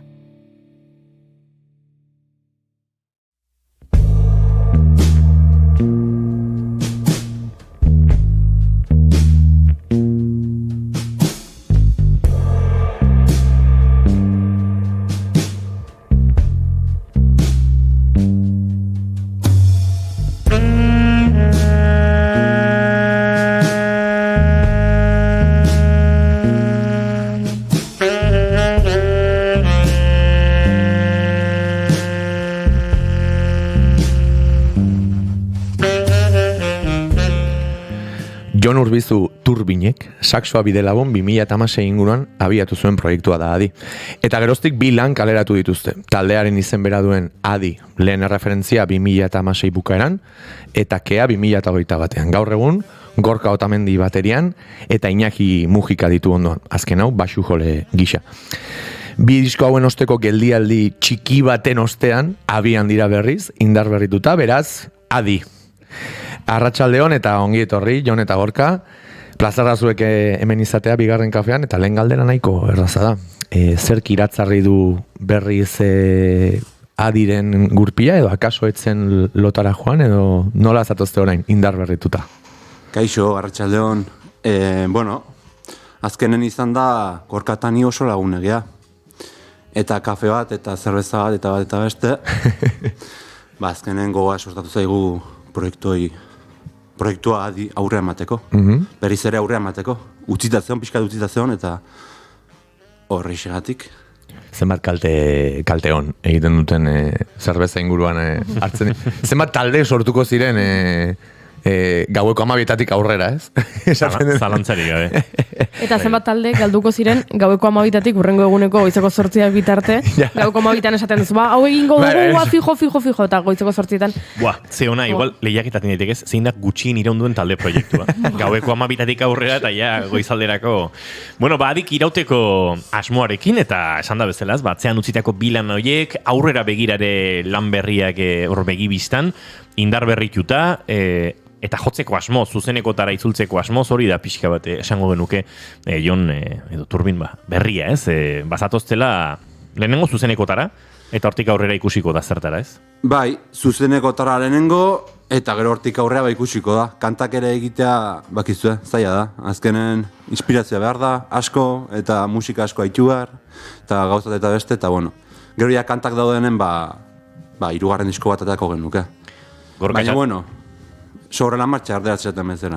Esaten du Turbinek kantak egitea koste egiten dela, badakit, galdetu dizu dalako soinu probantzear, gaur gurean entrevista akustiko honetan joko dituzuen 3 kantak ez daudela diskoetan, eta horrek esan nahi du, bueno, lan pixka bat aurreratuta baduzuela dagoeneko. Gu egia esan ez gea asko ensaiatzekuak, perez ematen digu, baino jartzen geanen, egia da martxa hartzen diola, ez? Eta Jonek esan duen bezala, zerbeza baten aurrian edo kafe asko ondoren gogoa piztu zaigu martxa hartzeko, ez? Eta 3 abesti hauek izan dira pixko bat bideratu digutenak gogo hori eta impulso hori jartzeko, ez? Eta horregatik gaude gaur hemen, nahi deulako pauso hori eman, bai zuzenekotara, baina helburu bezalare urrengo grabaketa hortara bideratzea, ez? Bide horretan, zuri galdetu nahi dizut, Jon, taldekide berrien arira, ez? Egon dira aldaketa batzuk, aipatu dezu ere Gorka aspaldiko laguna dela. Pixkat hemen, pasadiren talde askoren perfilei adituta, zuri galdetu nahi dizut, proiektu pertsonal baten muga non dagoen, ez? Hemen ari ginen aipatzen lagunekin elkarlan hori. Hau alakoa da, hau Jon Urbizuren proiektu pertsonal bada, lagunekin egiten duna, edo badu talde proiektu gixan funtzionatzeko nahi hori ere bai. Muga nun dago edo bueno, balda. Bueno, pixkat, ez dakit. Ni azkenen ez izango izut, baina dela urte pila bat, bonberena gaztetxeak lagunduta,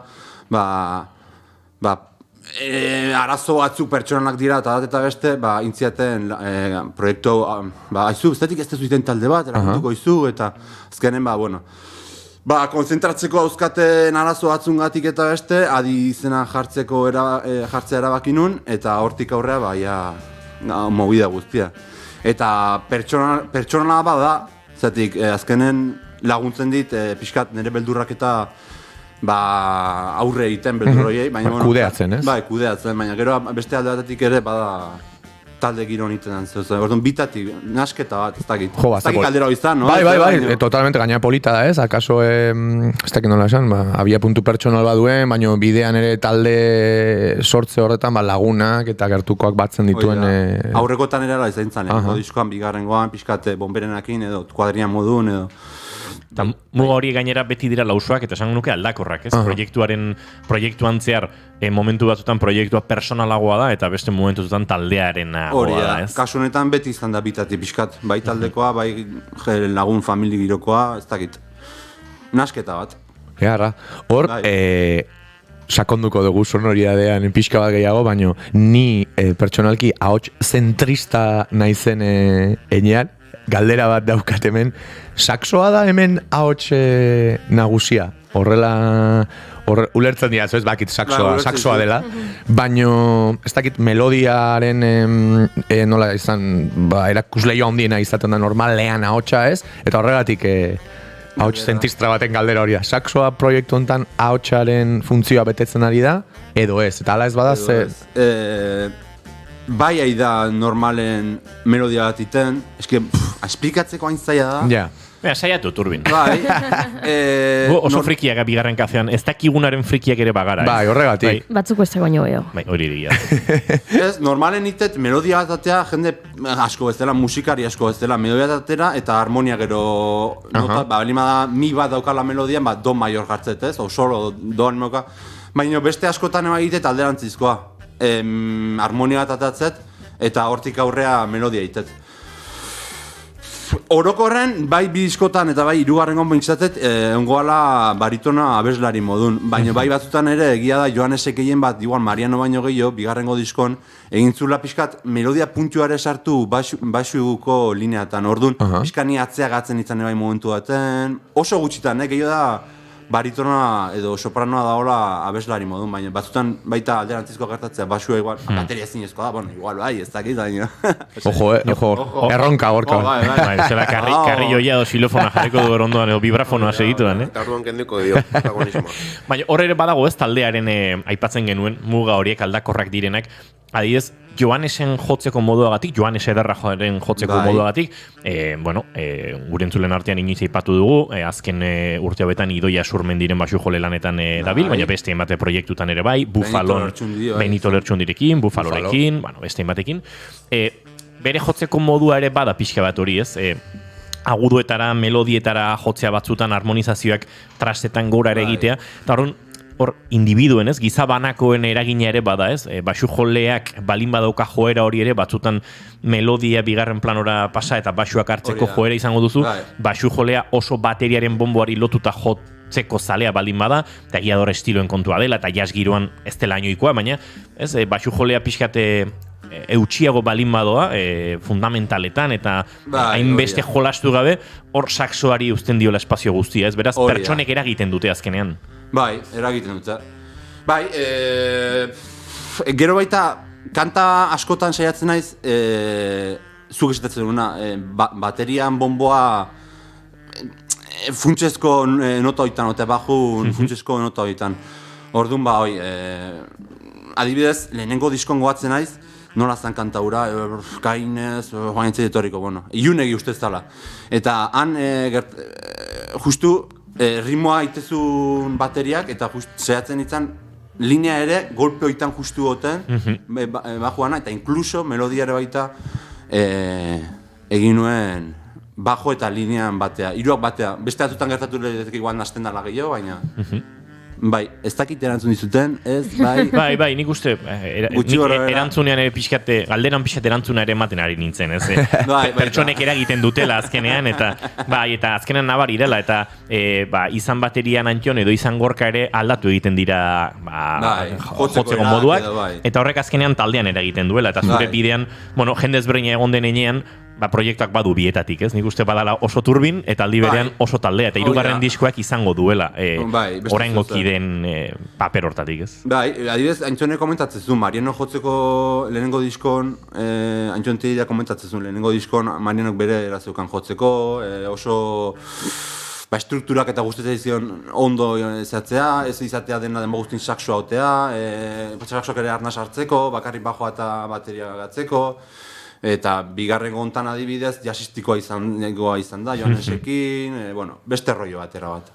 Hirugarrena ze girotik doa, nik soinu proban zerbait entzun dizuet, eta esango nuke mantentzen duela egitura jasistik hori, baina esperimentaziorako akaso berreskuratzen duzu pixka bat lehenengotik zerbait, Turbin? Lehenengotik baino gehiago igual dauka bigarrengotik, baina baita dauka lehenengotik, esango nuke. Enaiz jarri, egia esan kantak iteitu eta enaiz jarri bentsatzen galetu jazun hortaz, baina kantak iteitu eta listo, sin más. Osa, ez dizkiot ematen estilo buelta gehiagi edo... egia bitatiba daukala beti bezala. Lehenengotik eta bigarrenetik. Nik pixkat interes pertsonaletik jarraituko dut galdezka, aipatu dugu figura humanoen eragina ez, norberaren instrumentoa jotzeko erata da, baina hor, Jon, melodiak nola egiten zituen esplikatzen ari zela, ez dakite gestoa edo egin du horrela melodia egiten ari naizenean, eta pianoa jotzen ari zelaren, ikusten duzu. Harmonizazioak akaso pianoarekin egingo dituzu. Eta horregatik galdetu nahi duzu, prozesua aipatu duzu, baina elementuen aldetik melodiak sortzerak orduan beti ez zaude saxofoiaren menpe, hau da, badaukazu beste instrumentoak jotzeko nola esatena, abileziarik, edo erabiltzen dezu ere, bueltatuko naiz, ahotsera, Jon Urbizu bat egon daiteke atxalde batean, buruan ahotsarekin eta gero akaso hori instrumentuetara pasa. Gartxot, bastante saxo sonido ateratzen duzu. Ojo, lehenago autentiko bat, lehenagoa. Edo, hau da, melodia sortze hori instrumentoei lotuta dago funtsean, zure kasuan, edo posible da ere etortzen zaizkizu burura eta gero ostean erabakitzen duzu ze instrumentorekin. Akaso denetarik, ez? Ez zura gatzaekin, eta azken ez egiten aiza, kauen, ez? Ni gehien bat, saksua ez etartzen normalen, pianokin itetena. Bale. Orduan gesto hori ondo atzeman dizut. Ez tokat abiletzia jotzeko gira esan, ez nahiz da, ez tokat abiletzia, baina nola baite jartzen naizola ezkerrakin binota akorde batzuk iten eta besteekin, inklus ez da hoi, igual banaka, eta bai, arrazoia, pianokin ibiltzen naiz. Ahotsakin, igual barru, baina kantatzen kanpora ez, osea, barrutikan igual noa beste nola, baina gitarrek ez daki jotzen, eta... Hemen klub honia etorri zea gaur. Eta atzo, Iñigok ere zuen bigarren diskoaren kontrabandua pasazianean, WeTransfer bidez. Pentsatu nuen, lako tankerako musikak beti iradokitzen dit baduela izugarri improvisaziotik, ez? Akaso ni banator gauza estrukturagoak eta aurretik eukitako ideia bati kolore horiek jartzera, baino improvisaziotik badu talde honen funtzionamenduak, alakaso ideiarik ez duen ez dakit, txoixo baten ikuspuntua neri akaso hontan kontrolatzen zituan instrumentuak ikustean esaten dut, egan ari dira eta zenbat du improvisaziotik bai sortzeak eta bai jotzeak eta zenbat da akaso beste bezala ideia bati forma eman eta ara jutea.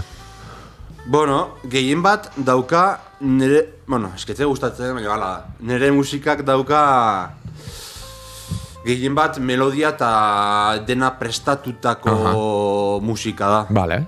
Baina, bigarrengo disko honetan, jasistikoa izanik, puntu jasistikoa gehiago izanik rock baino, edo melodia baino, badauka improvisaketa ere noski.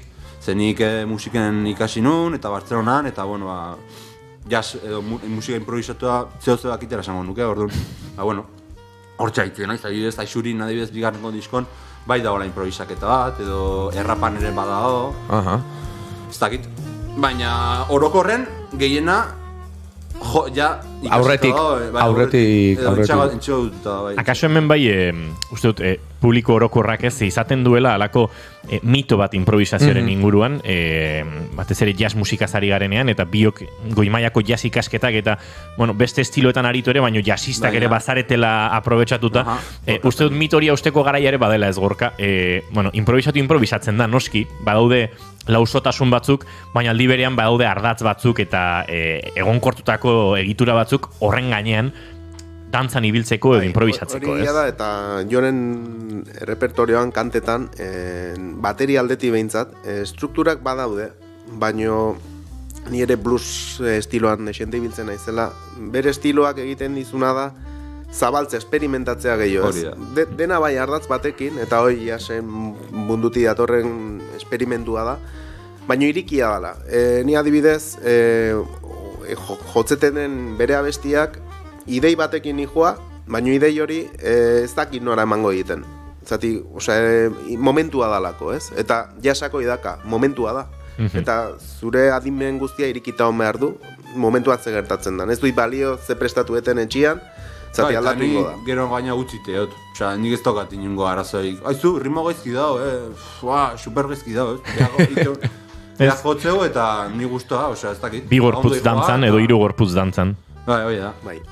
Eta gaur hemen, bateria, bombo, kaja eta hi-hatarekin edo Charlesarekin ekarri duzu, hemendik aste pare batera, gero galdetuko dizugu kontzertuen inguruan, beste bateria set batera mango duzu Gorka, eta horrek ere, ez da ditu, akaso hau bera, baina lekuak berak, setak, sonoridadeak denak ere egiten du, ez, jotzerako orduan. Neri adibidez, setak bai egiten ditela, nien naiz zalea, set handiak ematea. Seta esaten dugunean da, bateriak zenbat tramankulu, zenbat danbor, zenbat txapa dituen, pixat publiko. Hori da. Ikasi ingelesa bigarren kafean, ez? Baino, jotzian, ni zalea naiz tokiak, ze jendia daun, horren arabera nola lan direkzionatuko naizenik, ez? Nei, inoiz ez diazu ikusiko kontzertu batetik bestera berdin jotzen. Ez zai gustatzen eta ez dakit, beti oitu naiz, momentuak zematen diten egia da, pop estilo baten harrapatzen maiazu, errespetatzen egongo naiz, struktura, joren teman baino gehiago. Baino bai, momentua. Momentu honek ere exigituko du, jotzeko modu bat, eta guk deskurrituko dugu zein den modu hori, lehenengo kantua eskatuko diegu, Turbin eta Gorkari, adiko irukidetatik biei, gaur dekonstrukzioan datoz, baxu jole gabe, eta hori bada ere esperimentaziorako espazio bat, harmonia aldetik utxago egongo delako, baina bateria eta saxoan defendatuko dute, zein izango da lehenengo kantua, Jon edo Gorka? Waltzan, ez da? Waltz hori da, irulauko konpas bat. Irulauko konpas tema bat. Ea gustatzen zaizen. Ea gustatzen zaigun. Badoaz gure set akustikora, Gorka Otamendi eta Jon Urbizu Turbin.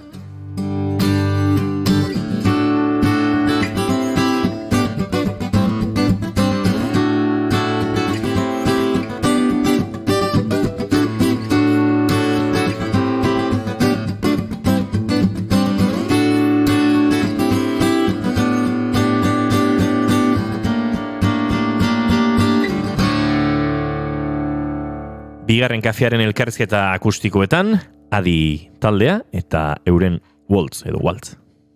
Nahi duzuenean.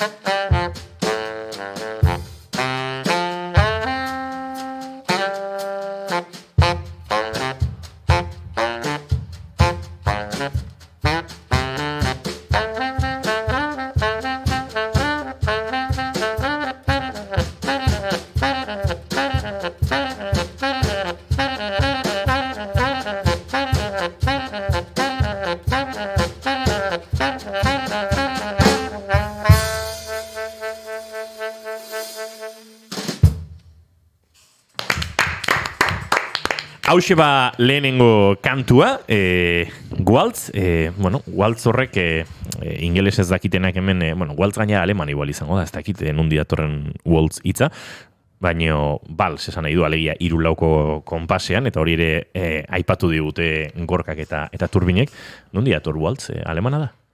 Ideaik ez. Gezurrema bota garnun, baino eskerra frenatu eten. Ez dakit, usteak badakizu waltz nundi datorren? Ez. Ziur ez dut, bazpare ez dut esango euneko, ez dela gero igual... Igual inglesa izan. Irokatuko jatze. Alemaniarratik, waltz erreti dator. Waltzen, uste baietz. Beste gauza bat ere gaur ikasi deuna, ez? Oida. Gaur atope gaude hemen, gauza berriak ikasten. Frantseseko balsetik eta era berean germanismo batetik, waltzerretik datorrena. Baina azken finean Alemanian edo oinarritutako hitza dela. Bai, eta bueltak eman edo esan nahi duela, saloiko dantza elegante bat dela, eta, 18. mende bukaerako dokumentazioa dagoela. Ez dakit, seguru horren aurreko musika klasikoan ere 3/4 erabiliko zela, eta dantza horrekiko joera gongo zela, baina horri hitza jartzea, orduan gertatu omen zen. Hau ikasi duzue gaur bigarren kafeak, eta gauza gehiago ere. Bai, egia esan oso interesgarria izaten ari da elkarrizketa zen. Aipatu dizuet, nik pertsonalki behintzat, beste musika estilo batzuk konsumitzeko itura handiagoa dakat, eta oso interesgarria irutzen zait gaur aipatzen ari izaten oro, Gorka Otamendik ere esan du estrukturaz ari zinen, eta otu zaitor aipatu dugu, ez? Badituzuela gauzak prestatuak, improvisazioak baduela tarte bat, ez? Musika badela aurretik pentsatu, baino malgua ere, bi gauza horiek, ez? Erdibideko bat. Eta orduan, otu zait pentsate dut, abesti bat aibez estrukturalki zuek noiz sentitzen dezue bukatuta dagoela. Adibide bat jarriko dizuet. Ni abesti bat sortzen nahi naizena, normalean ez dakit, hook edo gantxo melodikoa etortzen da, normalen estribilloa izaten dena, badagor berse, ez dakit, zubi eta estribilloa, gero goten da hor normalean bridge edo ze bat, errepikatzen da, hor badaude poperoagoak edo estrukturalagoa diren ezeak, zuek nola funtzionatzen dezute? Hau da, zure abesti baten sorrenan badago lehen geltoki bat, bigarren geltoki bat, hirugarren bat, eta horrek sortzen du estruktura bat, edo nola... Orain gauden zean, Gorkakin eta Iñaki Mujikakin... Urritu pixkat gehiago mikro. Barkatu. Oain gauden bezala Irogek, ez, Iñakikin eta Gorkakin ta. Estrukturaletik nik egiten dela noi. Ez dakit. Atatzen ditut 2 zati, edo lau gehienez. Eta esatet, A ingoet, berriz da ondo gehiatzea, gero B, gero berriz da igual, edo C, edo D. Eta besteik gabe, buelta gehien gabe, entzutek ero gainetik dena, eta, ondo sonatzeit, ondo dago, igual, agian, igual berizte ez, orduan berizta jungo naiz. Ja. Interesgarria da, zen nik ere normalean... Buelta asko ez dizkiot ematen egia estruktura, egia garantzia handia daukela. Bai, eta interesgarria da esan dezun gauza bat, nik ere normalean tope bezala lau melodia erabiltzen ditute abesti batean, salbuespenak, izan ere, bat danean potentena eta beste hiruak, familia berekoa, baino handik etorri edo ara doaztenak direnean, bazkenan zuk aipatu ezun A, B, C, gehienez D, bat biru lau, zatioen arteko elkarbizitzak sortzen ditu bestia, baino egia esan estrukturarena bada gauza bat ere askotan entzuleari motivazio puntu hoi, bai, eta entzuleak azkenean igual automatikoki irensten ditugu abestiak, baino askotan ez dugu ikusten atzean ze puzle egin duten, eta puzle horren egokitasunak egiten duela ere abestia erakargarria. Bai, eta ari zaretez, A, B, C, D, lau ataletaz, baina jendeak entzuten duen musika askon ere A eta B atalekin egiten dira kantuak. Esan nuke hala ere, zatikatze hori, egitura horiek, iaia musika guztian dagoela, ez? Ez dakit frijasean akaso pixkatori lausotzen den, edo, bueno, komposizio klasiko batean egia da, asko atal gehiago daudela, baina atalak ere badaudelako, ez? Bueno, ez dakit preludioak, eta den asko zatikatu da, obra kompleto bat, ordutik gorako iraupena izan dezaken zerbait, baina ez dakit, jasean bertan ere egitura da, ez? Eta estandarretan badago tema, badago, ez? Esango nuke egitura nahiko musikaren ardatz dela, salbuespen estilistiko konkretu batzuk aipatuta, ez Gorka? Bai, egiturak, musika orokorrian daude, ez?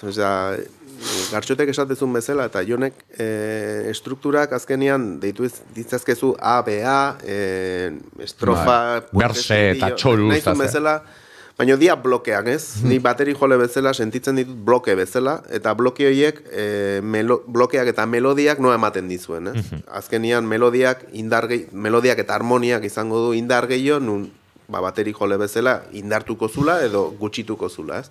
Baina, moain bateriaz nahi itzaiten, baina perkusio mailean ere beste sonoridade batekin, baina formula berdinak dira. Jota, zuei entzuna ere beste mito bat erortzen ari zait, zentzu honenean diot, zen askotan ez dakit nola esan, instrumentu batekiko horren kontrola handia duen norbait ere, pentsa dezakegu dela instrumentu horretan zentratuta dagoena, eta osotasun hori atzemate ez duena, ez? Egongo dira asko.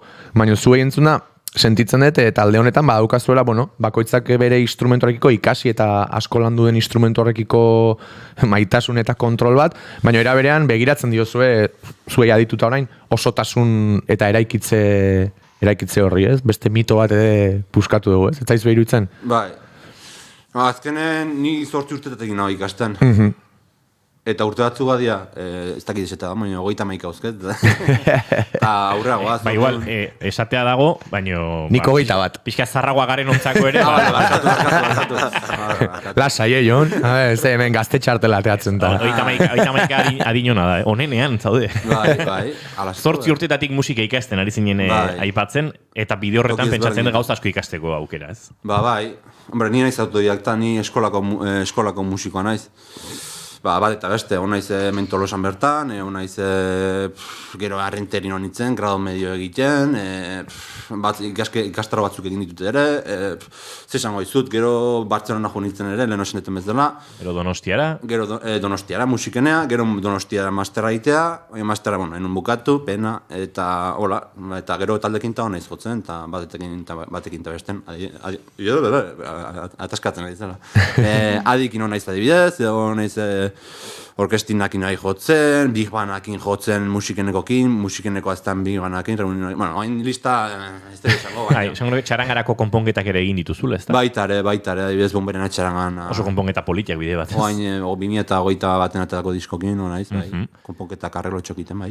Musika ere Gorka kaso hori da, ez? Gartxotek aipatzen zuen hori, uste dut, zentzuzkoena hori dela. Asko ikasita konturatzea, individualitatetik talderako bide hori egitea, ez? Musikaria bakarrik, badaude kontzertista individualak, ez? Eta horrek ere badu bere tokia, baina orokorrean musika badara kolektiboa, eta hori da ikasten dena askotan, ez? Jakitea zer den egokiena denarentzat, ez? Bai, azkenian, pentsakera hortako izan naiz, baina etorri zaitela, oso ondo dau bakarka ikastea, orduk sartzia, baina interesantena da, formula hori ematia taldekidenkin osatuko duzu musikalidade hori eta gehien bat komunikazioa. Zati berriz errepikatzen geha, baina komunikatu iten geha. Osea da, hizkuntza bat ez dana ikusten, baina hor da ona. Sentitzen dana. Sentitzen dana, hori da. Eta ibilbideak, nahi gehien bat, nik ere ikasketak egin ditut behak bezala, musika eskolatik, kontserbatoriotikan, baina nahi gehien bat bateria aldetik autodidakta ez naiz, baina talde askotan ibilita bai. Eta horrekin manditena da, errepertori ezberdinakin, jende ezberdinakin, zure burua zabaldu ez. Eta nik esan dezaketena edozeini da, oso ondo daola kontserbatorioko ikasketak idemaz, baina konpartitzea ezaztea, zati horrekin goizuna da zabaltzea. Ados, osea, txalo bero bat. Bai, nire irutzen zaitere norberak bere tartea, denbora, urteak hartu behar duela gustatzen zaion artisautza hori lantzeko, baina benetan artisautza ezberdinen batze horrek gainbalio amateaz aparte zerbaiti sortzen duela benetan energia berezi bat. Eta hor bestaldean ere egoten da publikoa, eta hori galdetu nahi nun. Publikoa zuek nola aritu gera nundik aritzen gehan gu, prozesu hortaz, baina parean zuen musikarekin ze motatako entzulegoa aurkitzen dezue normalean. Musika honek ere ez dakit beste klitxe bat izango baino, akaso beti du kontemplatiboagoa edo, ez dakit nola esan, komila jartzen ez, lasai eta adi egotea eskatzen duen kontemplazio hori, baino akaso ez da horrelakoa, gaur mito asko erortzen ari dira, orduan, saia dezue, parean normalean ze entzulego mota aurkitzen dezue? Bueno, azkeneko bi kontzertutan, rock estilo taberna eta bomberenoko gaztetxean jogenula maiatzian, izan deu rock espiritu, ekainean zan. Bueno, rock espiritua genekan, ez? Eta dantzagarria ez, baino bai entzuten oso atento, eta engantzatzen, ez? Guk sartzen nahi gehan abertzen gau, ez dakit, adia de behek, ez dakit, musika arraroa, ez dakit, ez dakit, kompositio propio dien, eta jendea da hor, zer da, hau, gatzea pixkatola harrituta, ez dakit. Bai, gehien bat galdetzen nuen ondorio bezala, labur. Gehien bat galdetzen nuen azkenean abesti oikoagoak edo talde rockero, pop, horiek normalean eskaintzen dutelako pilula bat, eta pilula horreko osotasunean duen ukabilkada nahikoa baino, zuenean xetasun gehiago, oraintxe aipatu dezun, zer etorriko ote dan, eta badago, ez dakit, atentzio punto handiago bat eskatzen duen zea hori. Guk igual beste pilula bat eskatuko diegu, ze bigarren kantua ere eskatu beharko diegu, arratsaleko seiak gero eta gertuago daudelako, zein izango da bigarren kantua? Bigarrena, adibidez, 2023 izango da. Venga, 2023-ren bila bidaliko ditu gure bigon bidatuak.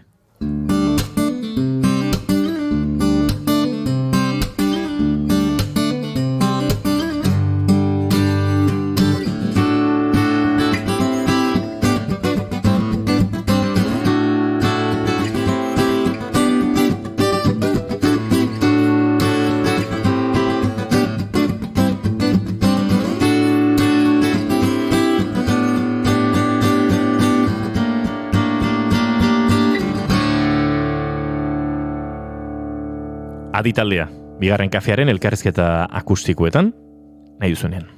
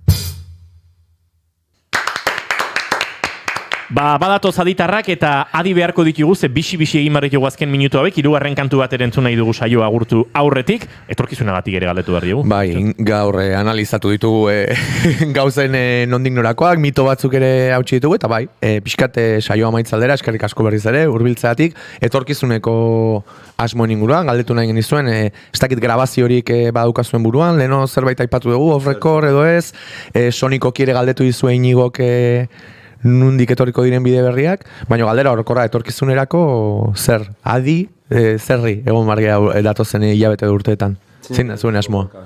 Bueno, ni hasiko naiz. Gure helburua da disko baten sartzia. Ze gertatzen da, pues, musikoak egan bezala, ez gea bakarrik proiektu hontan noten, beste baten, bai, orduan denbora behar dugu, ez? Orduan, bueno, itzeiten nahi gea, baina gustatuko litzaiake urtea bukatzeako prozesu hortan ja aurrera pauso bat otia. Horretarako beak esango izue, baino, beha nola antolatzen dan kantak egiteaz, bueno, gero nik estruktura parte hartzen dut, baino, azkenien 3 lana da, baino, gehigarri handia Jonek daka. Bai, pixuan idaukat, eta bueno, lehen esaten nun bezala, kantak ate behar dira lehenengo disko bat iteko, hori da zaiena, eta bueno, kantak badaude batzuk, baina gehi ate behar dira, eta baina bai, intentzio daukegu, disko bat atatzeko 2023 urte honetan, eta kontzertoi begira, oantxe irukote modu honetan, inditeu ekainen ingenun bomberenean, eta legazpin beste taberna baten ingenun, eta oain adibidez, frontoien ere ingo de, urtarriak 27, Tolosako frontoi tabernan? Hori da, jatetxea 27 taberna. 27, urtarriak otxaila ni ostirala barkatu, eta 11 aterritan izangoa, eta, bueno, baita aprobetxetze gorkaketanik eta Iñakik ere, jendei etortzeko. Gonbitea luzatzeko, urtarriak 27, Tolosako frontoi taberna jatetxean, gaueko 11 aterdietan. Horixe, bai. Ondo. Eta hortik aurrera ere iritsi beharko dute kontzertu gehiagoak. Hain zuzen ere, diskori osatzen joateko ere zuzenekoak emango duelako pentsatzen dute. Bueno, abestiak sendotzen joateko, gauzak probatzeko aukera hori, eta pentsatzen dut hori ere badela intentzio, ez? Diskora bidean, abestiak sortzen joan, jotzen joan, eta aldi berean ere kontzertuak ere egin, diru pixka lortu, diskoak ez dira doainik egiten. Ez da ikusi hor dionek nola egin duen bling-blingaren. Eta bai, eta hoxe, musiko bat egiteuna egitea, izango da gura. Jon Urbizu, Turbin eta Gorka Otamendi, Ota, esan genezake. Biei mila esker, azken kantua eskatuko dizuegu saio agurtu aurretik, eta disko berri hori datorrenean ere, egingo dugu, gonbitea 2. kafean, orduan basu joleta guzti, beste aurkezpentxo bat egiteko. Hoixe da, eskerrik asko, eta konta iguzu zein den 3. kantua. 3. kantua, izenik gabeko kantua da, ze oendik ez dauko izenik kantu denitzako, hoxe. Pentsa, bueltatzen zaretenean, datorren denboraldian, orduan akaso izena aukiko du eta diskoan egongo da. Bitartean, guk aurrerapen hau entzungo dugu. Eskerrik asko bikote. Eskerrik asko.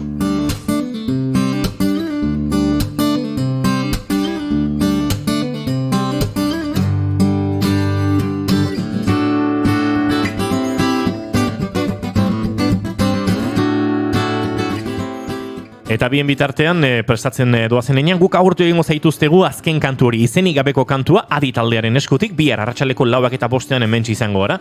Naiz irratian, 2. kafean, gozatu gure elkarrizketa akustikoekin, Adi taldearekin. Nahi duzuenean.